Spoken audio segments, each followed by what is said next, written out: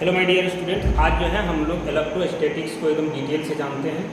Electrostatics का objective के बारे में जाने, इसका हर एक चीज़ के बारे में आज जानते हैं कि इलेक्ट्रोस्टैटिक्स क्या है। ठीक है, तो देखिएगा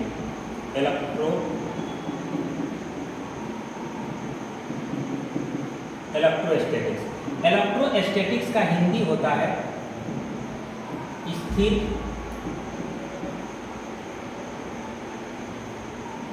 स्थिर वेग। क्या होता है? स्थिर वेग। इलेक्ट्रोस्टैटिक्स को हम दो पार्ट में तोड़ देते हैं, इलेक्ट्रो प्लस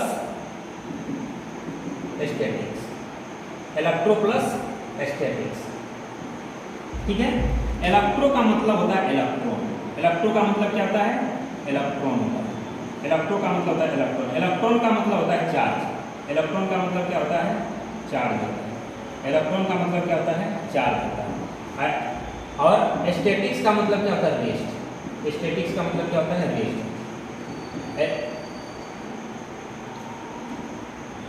इलेक्ट्रो से क्या बना?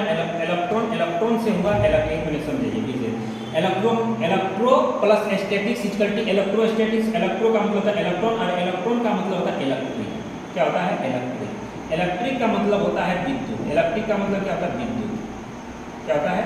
विद्युत होता है। और इलेक्ट्रिक से क्या हो गया? चार्ज। इलेक्ट्रिक से क्या हो गया? चार्ज। चार्ज मतलब क्या होता है? आवेश। चार्ज मतलब क्या होता है? आवेश होता है। और स्टैटिक्स का मतलब होता है, स्टैटिक से होता है रेस्ट। और रेस्ट का मतलब क्या होता है? विराम होता है। तो हम लोग कह सकते हैं कि इलेक्ट्रोस्टैटिक्स भौतिकी का वह भाग है जिसमें विद्युत या आवेश के गुण तथा प्रभाव का अध्ययन किया जाता है, जबकि आवेश किसमें हो? विराम में हो। जबकि आवेश किसमें हो?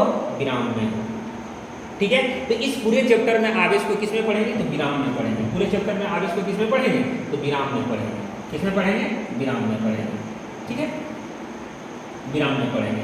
तो हम लोग कह सकते हैं कि इलेक्ट्रोस्टैटिक्स फिजिक्स का वह ब्रांच है जिसमें विद्युत या आवेश के गुण तथा प्रभाव का अध्ययन किया जाता है, जबकि आवेश किसमें हो? विराम में हो। स्थिर विद्युत की कहलाता है। क्या कहलाता है? स्थिर विद्युत की कहलाता है। तो देखिएगा, अब इस चैप्टर में जो है आवेश किसमें रहता है? तो रेस्ट में रहता है। तो नोट में जो है ऑब्जेक्टिव के तौर पे नोट में जो पूछा जाता है वो देखिए। नोट में जो पूछा जाता है, सपोज दैट मान लेते हैं कि आपके पास दो वस्तु है। क्या है? दो।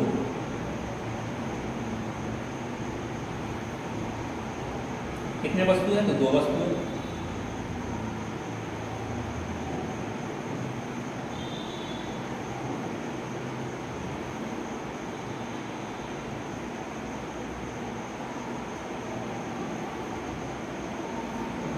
देखिएगा, इस पर क्या चार्ज है? Plus charge. ये दोनों वस्तु अभी क्या है? उदासीन है।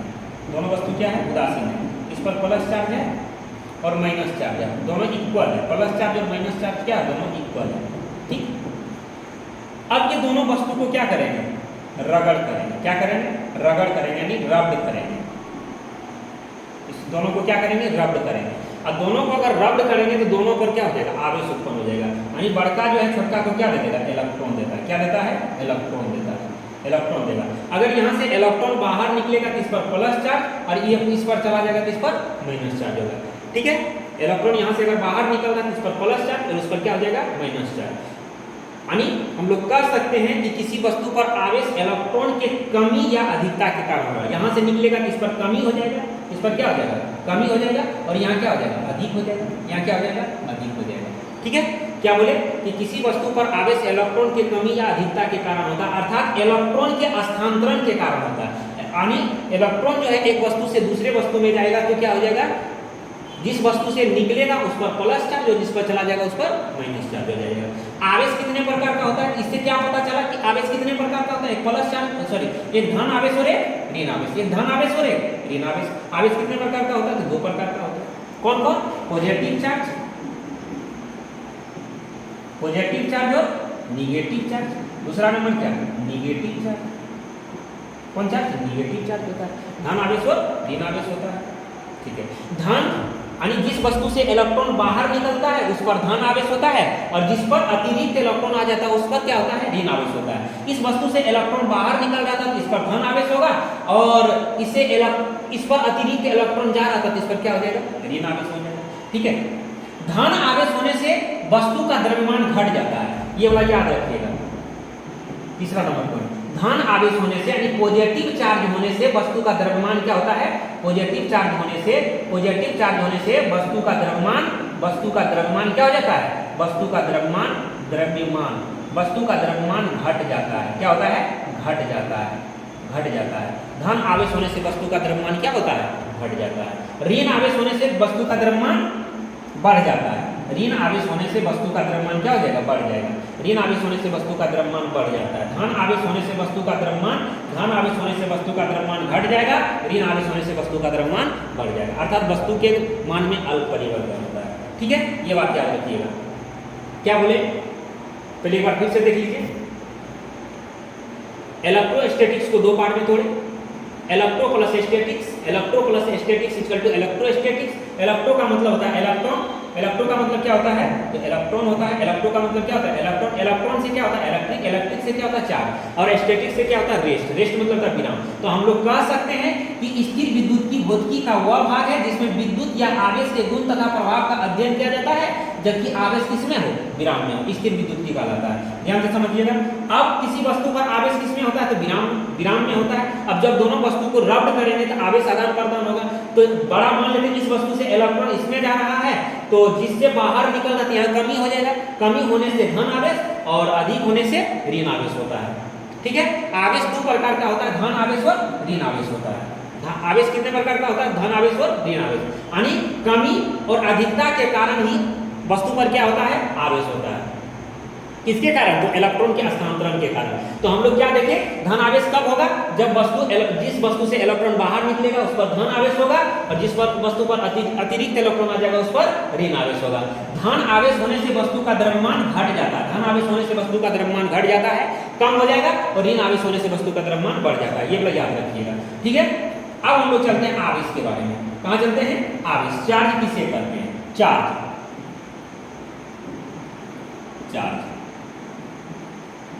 आवेश। चार्ज किसको कहते हैं, तो किसी चालक से इलेक्ट्रॉन के प्रवाह को क्या कहते हैं, आवेश कहते हैं। किसी चालक से, मान लेते हैं ये चालक है, क्या है ये चालक है, इस चालक से इलेक्ट्रॉन के प्रवाह को हम लोग क्या कहते हैं, आवेश कहते हैं। इस चालक से इलेक्ट्रॉन के प्रवाह को क्या कहा जाता है, आवेश कहते हैं। मान लेते हैं इसमें इससे क्या प्रवाहित हो रहा है, इलेक्ट्रॉन प्रवाहित हो रहा है। कितना हो रहा है, तो मान लेते हैं n इलेक्ट्रॉन प्रवाहित हो रहा है। तो क्या बोला गया, किसी चालक से इलेक्ट्रॉन के प्रवाह को क्या कहते हैं, आवेश कहते हैं। इसे बड़ी क्यू या छोटी क्यू से सूचित किया जाता है। इसे बड़ी क्यू या छोटी क्यू से क्या किया जाता है, सूचित किया जाता है। ठीक है, ये क्या है, चालक है, ये क्या है, चालक। चालक से क्या प्रवाहित हो रहा है, इलेक्ट्रॉन प्रवाहित हो रहा है। क्या हो रहा है, इलेक्ट्रॉन प्रवाहित हो रहा है, इलेक्ट्रॉन प्रवाहित हो रहा है। तो इलेक्ट्रॉन कितना प्रवाहित हो रहा है हमको नहीं पता, तो मान लेते हैं n प्रवाहित हो रहा है। तो किसी चालक से इलेक्ट्रॉन के प्रवाह को क्या कहते हैं, आवेश कहते हैं। आवेश को हम लोग क्या चीज से सूचित करते हैं, तो q से सूचित करते हैं, q से सूचित करते हैं। तो आवेश अर्थात आवेश बराबर क्या हो जाएगा, अर्थात आवेश q बराबर क्या हो जाएगा, n ही हो जाएगा। q बराबर क्या हो जाएगा, n ही हो जाएगा। जहां n क्या है, तो n इक्वल टू होगा नंबर ऑफ इलेक्ट्रॉन, यानी इलेक्ट्रॉन की संख्या है। n क्या है,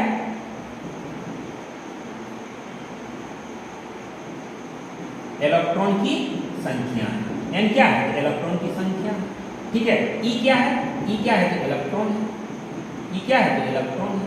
इलेक्ट्रॉन का e का जो मान होता है, ये आगे भी बताएंगे, -1.6 × 10⁻⁻19 कूलम होता है।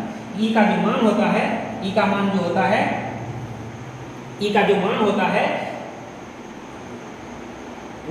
× 10⁻⁻19 कूलम होता है। वो दिक्कत यहाँ तक, ये आवेश का। ये आवेश का एक और परिभाषा होता है। आवेश का क्या होता है, एक और परिभाषा होता है, याद रखिएगा। आवेश का एक और परिभाषा बता रहे हैं, आवेश का, चार्ज का। इसका चार्ज का एक और परिभाषा बताते हैं, चार्ज का एक और परिभाषा हम आपको बता रहे हैं, ध्यान से याद रखिएगा। जैसे समझ लीजिए यहाँ पे,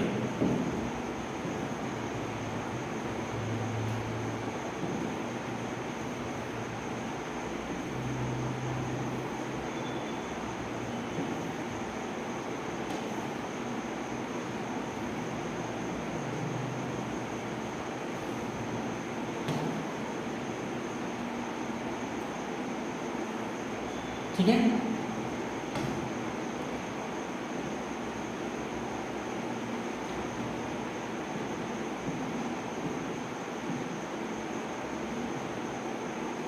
देखिएगा ये प्लस चार्ज और इस पर कौन सा चार्ज माइनस चार्ज, ये क्या है आर है। इससे क्या प्रवाहित हो रहा है, धारा आई प्रवाहित हो रहा है। क्या प्रवाहित हो रहा है, धारा आई प्रवाहित हो रहा है। ठीक है, तो हम लोग कह सकते हैं किसी, ये क्या है बन गया, एक परिपथ बन गया। क्या बन गया, परिपथ। परिपथ क्या बन गया, तो परिपथ बन गया। तो हम लोग कह सकते हैं किसी परिपथ से 1 सेकंड में जितना धारा प्रवाहित होता है, कितना सेकंड में, 1 सेकंड में जितना विद्युत धारा प्रवाहित हो जाता है उसी को हम लोग क्या कहते हैं, आवेश कहते हैं। किसी परिपथ से 1 सेकंड में जितना विद्युत धारा प्रवाहित होता है उसी को हम लोग क्या कहते हैं, आवेश कहते हैं। अर्थात आवेश बराबर क्या हो जाएगा, ये 10वां में भी हम लोग पढ़े हैं, आवेश, आवेश क्यू बराबर क्या फॉर्मूला होता है, आवेश, आवेश क्या बोले, किसी परिपथ से 1 सेकंड में जितना विद्युत धारा प्रवाहित होता है उसी को हम लोग क्या कहते हैं, आवेश कहते हैं। आवेश बराबर क्या हो जाएगा, विद्युत धारा गुना विद्युत, विद्युत धारा, विद्युत धारा गुना क्या होता है, तो समय होता है। विद्युत धारा गुना क्या होता है, समय। यानी Q बराबर क्या फॉर्मूला हो जाएगा, तो IT होता है। Q बराबर क्या फॉर्मूला होता है, तो IT होता है। क्या होता है, IT होता है। ये याद रखिएगा। तो क्या आवेश का एक और परिभाषा बता दिए, क्या बताए, किसी चालक से 1 सेकंड में जितना किसी परिपथ से 1 सेकंड में जितना विद्युत धारा प्रवाहित हो जाता है उसी को हम लोग क्या कहते हैं, आवेश कहते हैं। किसी परिपथ से 1 सेकंड में जितना विद्युत धारा प्रवाहित होता है उसी को हम लोग क्या कहते हैं, आवेश कहते हैं। ठीक है, आगे आगे हम लोग देखते हैं, आगे देखते हैं हम लोग क्या, इलेक्ट्रिक चार्ज। क्या देखते हैं, electric charge. Electric charge, electric charge, विद्युत आवेश। क्या, विद्युत आवेश, इलेक्ट्रिक चार्ज। किसको कहेंगे, इलेक्ट्रिक चार्ज। यानी आवेश पदार्थ से संबंधित वह गुण है जो विद्युत प्रभाव तथा चुंबकीय प्रभाव का अनुभव कराता है,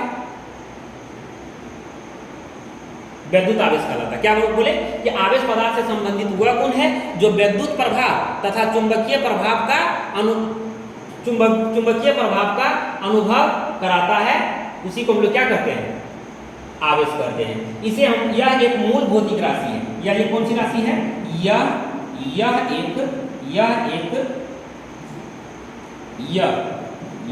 एक मूल भौतिक राशि है। यह एक कौन सी है, मूल भौतिक राशि है। इसे बड़ी Q या छोटी Q से सूचित किया जाता है। इसे हम लोग क्या चीज से सूचित करते हैं, बड़ी Q या छोटी Q से सूचित किया जाता है। ठीक है, दूसरा नंबर पॉइंट क्या हो जाएगा, दूसरा नंबर पॉइंट हो जाएगा कि यह एक अदिश राशि है। यह एक अदिश राशि है। कौन सी राशि है, यह एक अदिश राशि है, अदिश राशि है। यह कौन सी राशि है, अदिश राशि है। यह कौन सी राशि है, यह अदिश राशि है। ठीक है, चौथा नंबर पॉइंट हो जाएगा विद्युत आवेश का बीमा,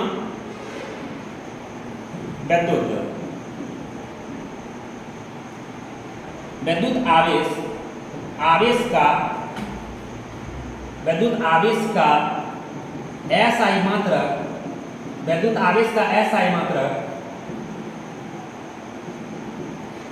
कूलॉम होता है।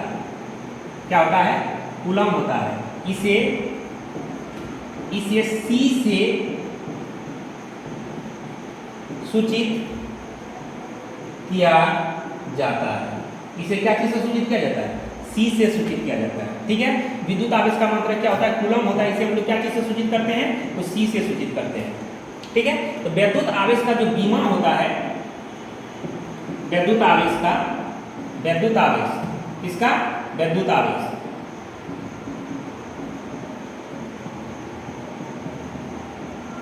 विद्युत आवेश का जो बीमा होता है वह, विद्युत आवेश का जो बीमा होता है AT या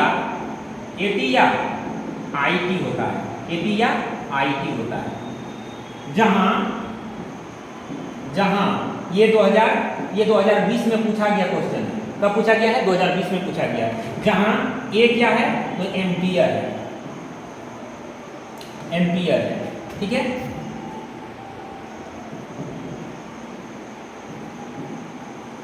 एम्पियर है। T क्या है, तो समय है। T क्या है, समय है। I क्या है, तो विद्युत धारा है। क्या है, विद्युत धारा है। समझ में आ गया, विद्युत धारा का एस आई मात्रक क्या होता है? कूलम होता है। इसे सी से सूचित किया जाता है। विद्युत आवेश का द्विमा क्या होता है? एटी या आई टी होता है, जहां ए क्या है? एम्पियर है, टी क्या है? समय है, आई क्या है? विद्युत धारा। आई क्या है? तो विद्युत धारा। आई क्या है? विद्युत धारा। आई क्या है? तो विद्युत धारा।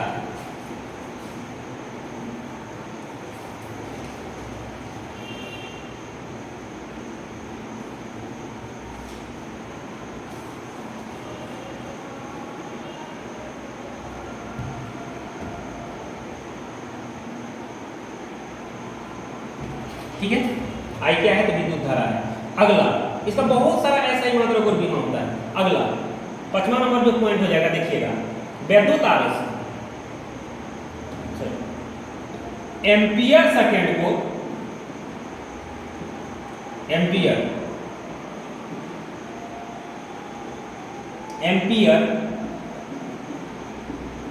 सेकेंड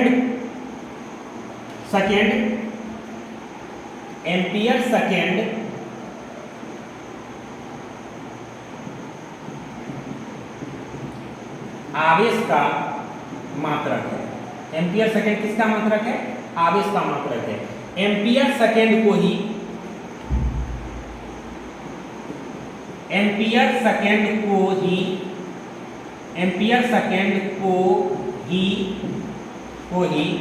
क्या कहते हैं?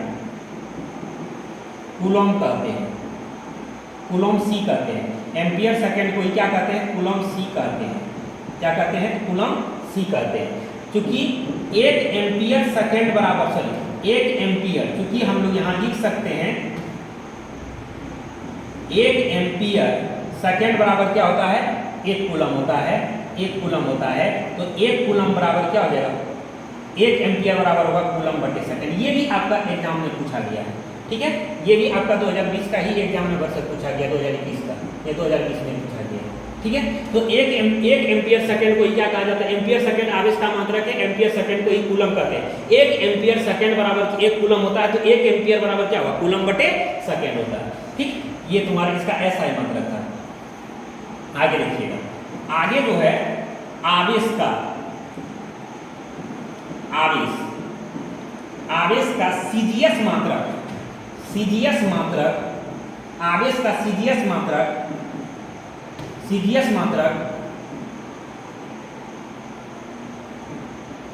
स्टेट कूलम होता है। क्या होता है? स्टेट कूलम या इसको स्टेट कूलम को शॉर्ट में लिख देते हैं। स्टेट कूलम या ESU होता है। क्या होता है?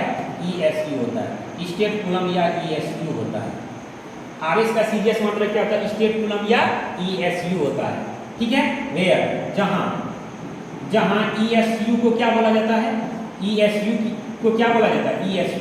ESU को बोला जाता है इलेक्ट्रोस्टैटिक्स यूनिट बोला जाता है। इलेक्ट्रोस्टैटिक्स यूनिट बोला जाता है। एक कूलम बराबर जो होता है, 1 कूलम बराबर होता है 3 × 10⁹ स्टेट कूलम। क्या होता है? स्टेट कूलम या ESU होता है। क्या होता है? ESU होता है। ठीक है, 1 कूलम बराबर होता है 3 × 10⁹ स्टेट कूलम होता है। इसीलिए हम लोग लिख सकते हैं 3 × 10⁹, इसको याद रखिएगा। 1 कूलम बराबर, ये भी बहुत बार ऑब्जेक्टिव में पूछा गया है। 1 कूलम बराबर जो होता है 3 × 10⁹ स्टेट कूलम या ESU होता है। इसको हम लोग ऐसे लिख सकते हैं 3 × 10⁹ स्टेट कूलम या ESU बराबर क्या लिख सकते हैं? ESU बराबर 1 कूलम लिख सकते हैं। तो यहाँ से हम 1 स्टेट कूलम या ESU बराबर क्या लिख सकते हैं? 1/3 × 10⁹ कूलम लिख सकते हैं। तो 1 स्टेट कूलम बराबर क्या लिख सकते हैं? 1/3 × 10⁻⁻9 कूलम लिख सकते हैं। एक ये याद रखिएगा। ठीक है, या 1 ESU बराबर होता है 1/3 × 10⁻⁹ कूलम होता है। इसको भी याद रखिएगा। ठीक है, अब फिर अगला पॉइंट होगा। अगला पॉइंट कितना होगा? अब जो भी हो, ठीक है, तो अगला पॉइंट जो है, अगला बोल रहा है कि 1 कूलम बराबर होता है 1/10 EMU होता है। क्या होता है? EMU होता है। ठीक, जहां EMU किसको कहते हैं? तो EMU इक्वल टू होता है इलेक्ट्रोमैग्नेटिक यूनिट। क्या होता है? Electromagnetic unit. EMU का फुल फॉर्म क्या होता है? इलेक्ट्रोमैग्नेटिक यूनिट होता है। तो यहाँ हम लोग लिख सकते हैं इसीलिए क्या 1 कूलम बराबर 1/10 EMU होता है। 1/10 EMU होता है, तो इसीलिए 1 EMU बराबर क्या होगा? 10 कूलम नहीं लिख सकते हैं, 10 गुना 1 कूलम लिख सकते हैं। ठीक है, तो 1 EMU बराबर जो हो जाएगा भाई, 1 EMU बराबर जो हो जाएगा, तो 10 गुना और 1 कूलम का मान कितना होता है? 1 कूलम का मान होता है 3 गुना 10⁹ ESU। क्या होता है? 9 ESU होता है। 9 ESU होता है। तो 1 EMU बराबर हो जाएगा, 1 EMU बराबर होगा 3 गुना 10⁻10 ESU होता है। क्या होता है? 3 गुना 10⁻10 ESU होता है। या हम लोग ये भी लिख सकते हैं 3 गुना 10⁻10 ESU बराबर 3 गुना 10⁻10 ESU बराबर हो जाएगा 1 EMU हो जाएगा। क्या हो जाएगा? 1 EMU हो जाएगा। तो 1 ESU बराबर क्या हो जाएगा? तो 1 ESU बराबर हो जाएगा 1/3 गुना 10⁻10 ESU होता है। क्या होता है? कितना ESU? यहाँ EMU होगा। क्या हो जाएगा? यहाँ पे EMU होगा। EMU होगा। अगर इसको हम सॉल्व करते हैं, क्या करते हैं? इसको अगर हम सॉल्व करते हैं, क्या हो जाएगा? 1/3 गुना 10⁻−10 EMU होगा। क्या हो जाएगा? EMU होगा। इसको भी याद रखना। ठीक है, तो ये सब जो पॉइंट है, ये सब पॉइंट ऑब्जेक्टिव में आपको पूछने वाला, जितना भी घेर दिए, जितना भी घेरा गया पॉइंट है भाई, ये सब आपको ऑब्जेक्टिव में पूछा जाएगा। जितना भी पॉइंट को घेर दिया गया है कि 1 EMU बराबर कितना ESU होता है, या 1 ESU बराबर कितना EMU होता है, ये सब आपसे पूछा जाएगा, सब आपसे ऑब्जेक्टिव में पूछा जाएगा। ठीक है, या 1 ESU बराबर कितना कूलम होता है? 1/3 गुना 10⁻9 कूलम होता है। या 1 स्टेट कूलम बराबर कितना कूलम होता है? 1/3 गुना 10⁻9 कूलम होता है। एक कूलम बराबर कितना स्टेट कूलम या ESU होता है? तो 3 गुना 10⁻9 स्टेट कूलम या ESU होता है। ये सब बेसिक क्लास में हम पहले पढ़ा चुके हैं, कैसे ये सब मान आया था, ये सब हम बता चुके हैं। ठीक है, एक और लास्ट पॉइंट बता देते हैं, एक और लास्ट पॉइंट आपको हम बता देते हैं, बहुत इंपॉर्टेंट है कि आवेश का एम्पियर घंटा, याद रखिएगा, एम्पियर घंटा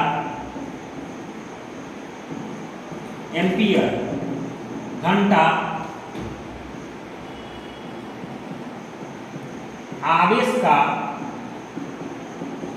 मात्रक होता है। किसका मात्रक होता है? आवेश का व्यवहारिक मात्रक होता है। एम्पियर घंटा को इसे AH से सूचित किया जाता है। इसे क्या किससे सूचित किया जाता है? तो AH से सूचित किया जाता है। 1 एम्पियर घंटा बराबर जो होता है, 1 एम्पियर घंटा बराबर 1 एम्पियर घंटा बराबर जो होता है, इसको हम लोग एम्पियर, 1 एम्पियर को अभी उधर लिखे थे, 1 एम्पियर को बोल सकते हैं कूलम बटे सेकेंड, और 1 घंटा को क्या लिख सकते हैं? 3600 सेकेंड लिख सकते हैं। तो ये सेकेंड से सेकेंड कैंसिल हो जाएगा। क्या हो जाएगा? सेकेंड से सेकेंड कैंसिल हो जाएगा। तो 1 एम्पियर घंटा बराबर कितना बचेगा? 3600 कूलम। ये भी ऑब्जेक्टिव में पूछा जाता है। क्या किया जाता है? ये भी ऑब्जेक्टिव में पूछा जाता है। तो आज तक यहीं तक रहने दीजिए, कल से जो फिर आपको बहुत सारा ऑब्जेक्टिव आपको बताया जाएगा कल के क्लास में। कल का क्लास आप लोग अटेंड कीजिए, और ये वीडियो को, अगर वीडियो अच्छा लगे तो इस वीडियो को क्या कीजिए? शेयर कीजिए अपने दोस्तों के साथ, और कमेंट करके बताइए कि अच्छा लगा या खराब लगा।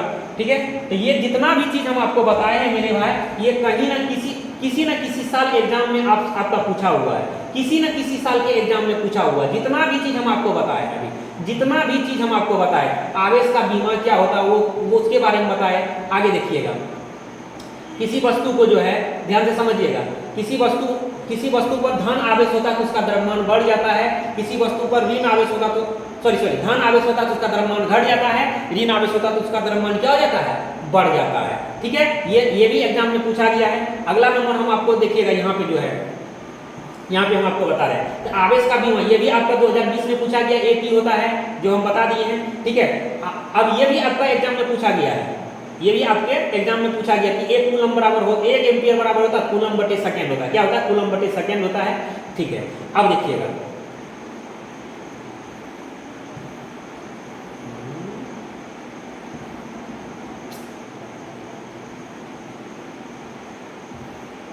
देखिएगा एक कूलम बराबर 3 × 10⁻⁹